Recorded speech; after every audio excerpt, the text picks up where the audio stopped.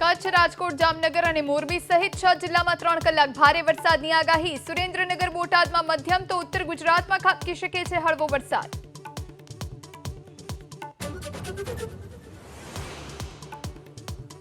ભારે વરસાદને લઈ કચ્છ સૌરાષ્ટ્રમાં 613 ગામમાં ખોરવાયો વીજ પુરવઠો. 1122 વીજ પોલ ધરાશાયી તો 1528 ફીડર બંધ. પીજીવીસીએલ લાગ્યું રાઉન્ડ ધ ક્લોક રિપેરિંગમાં.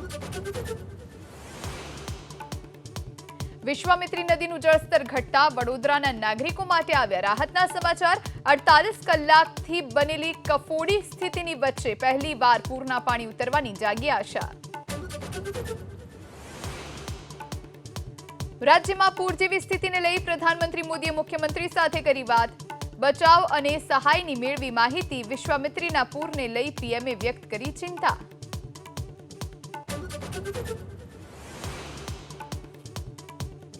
જમ્મુ કાશ્મીરના માછિલમાં ઘૂસણખોરીનો પ્રયાસ નિષ્ફળ. 2 આતંકી ઠાર તો તંગધારમાં પણ આતંકી ઠાર. રાજૌરીમાં આતંકીઓ અને સુરક્ષા દળો વચ્ચે અથડામણ.